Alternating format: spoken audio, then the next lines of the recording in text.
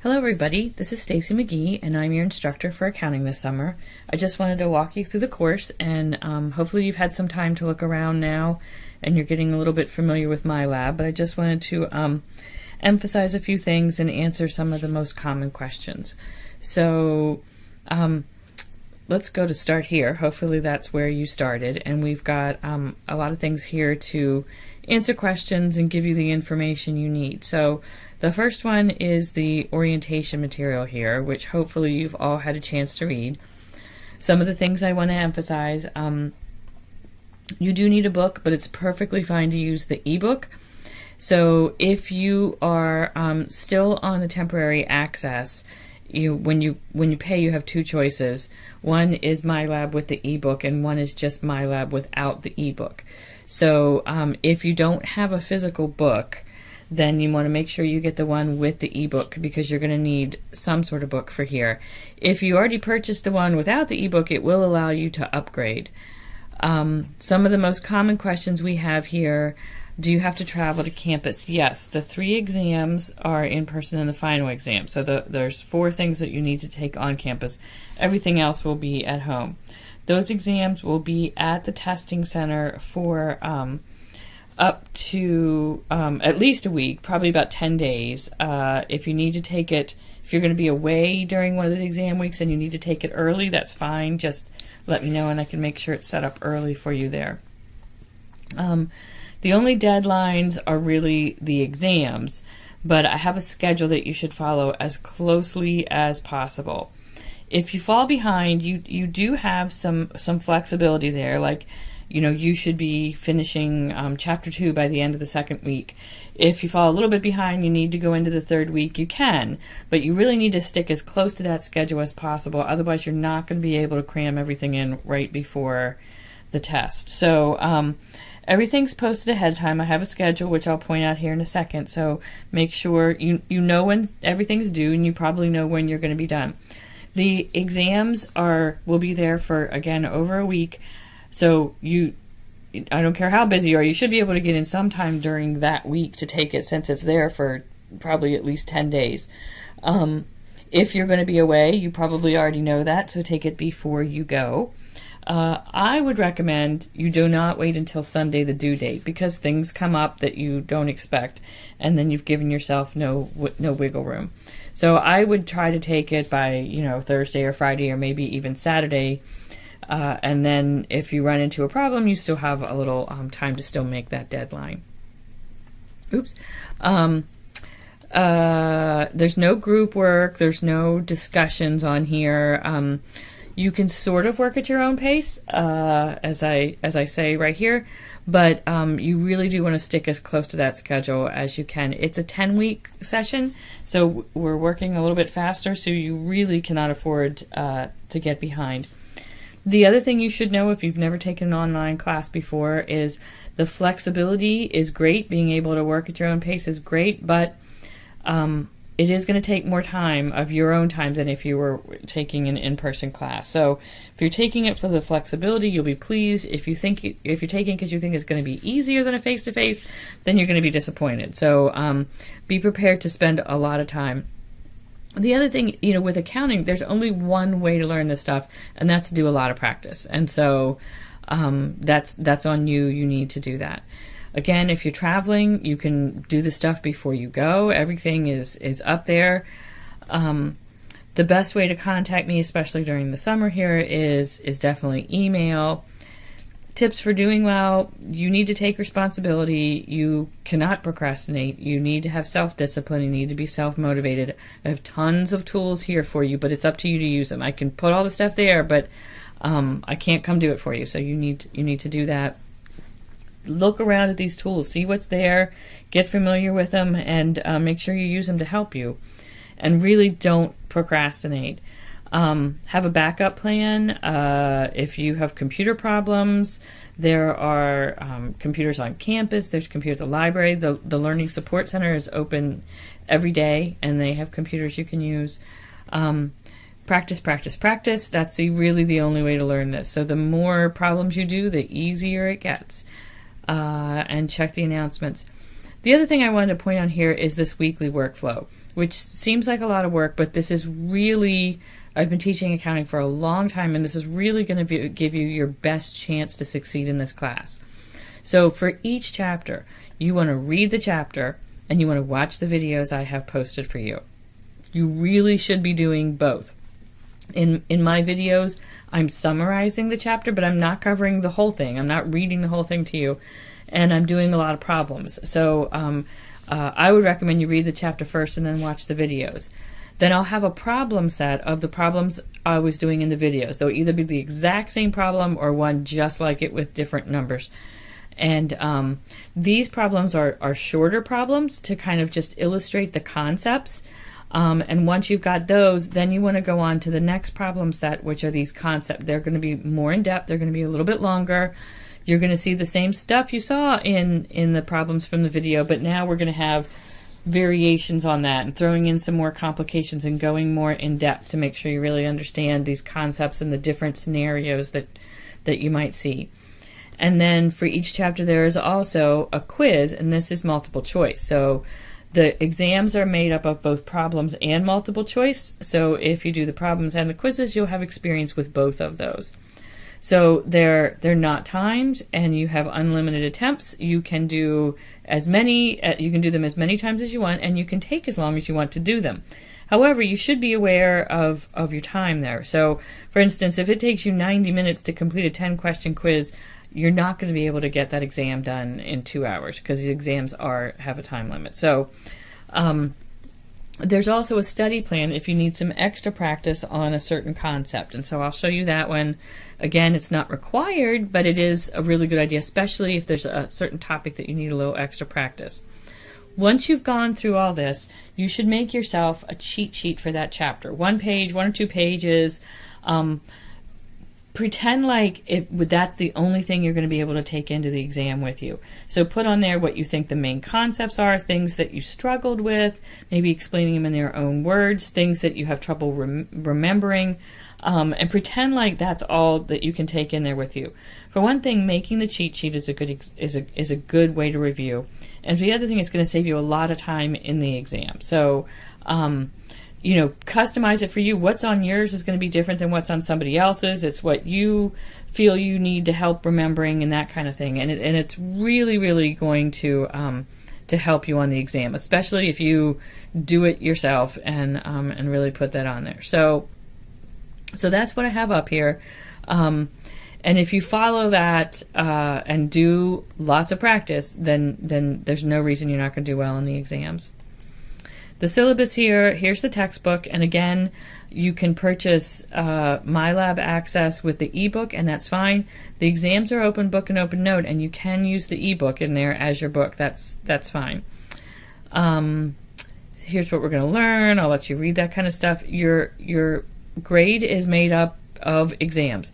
So you've got 3 exams. Each of those are about 3 chapters, and then a cumulative final exam. So all the homework, all the practice, all the quizzes, there's no pressure on those. You can do them as many times as you want, but you really need to do those in order to be prepared for the exam. If you have not been doing these homeworks and quizzes, you will not do well in the exam, and I think you can see the way the grade is calculated here that you really need to do that. You can't afford to throw one of them away.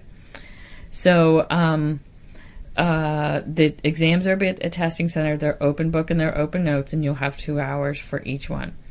So that's how your grade is made up. And then the last thing I wanted to show you here is this schedule. And again, I'm not saying you have to have Chapter 1 completed by the 10th and Chapter 2 by the 17th, but you really should try to stick as close to that as you possibly can.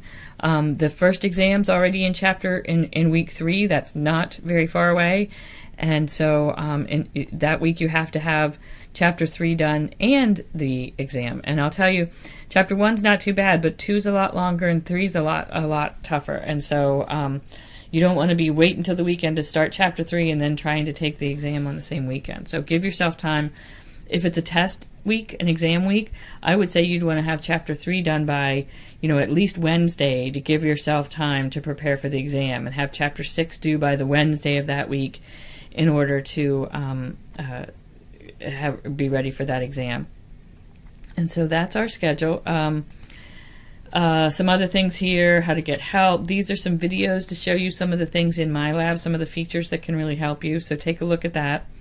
Here are my videos. So you can see I've got 2 or 3 for each chapter. And this is, there's screenshots of me it's very similar to what I'd be doing in class. So I'm explaining some of the main concepts. I'm doing a lot of problems, solving those. And so you can kind of work along with me with the problem sets I have made, or you can watch this and then go do those to practice, however it works for you. These are just links to YouTube videos here. The assignments here, you've got homeworks and quizzes and tests. And so again, for each chapter, you'll see the problems from the video, the concept check problems, and then the quiz, and then the same thing for chapter 2. Here's a little practice for exam 1, and then about 10 days before the exam is due, that'll show up right here below this one for you to take the exam. And so you'll take it at the testing center. It'll require a password to open it up, so you'll go into the testing center, you'll sign into my lab, you'll open up your ebook or whatever else you want to use, and then they'll put in the passwords for you to start the exam, and you'll be able to see the time as you go on that one. Some other things here, the study plan. Again, this is not required, but this is basically every problem that they have in this book for you to practice. I'm not really sure why that's not coming up. There we go. I always just go right up here to all chapters. And then let's say I'm in chapter 2, and I'm fine with section 1 and section 2, but section 3 is where I get lost. So I can click on that, and I can do as many of these or as few of these as I want.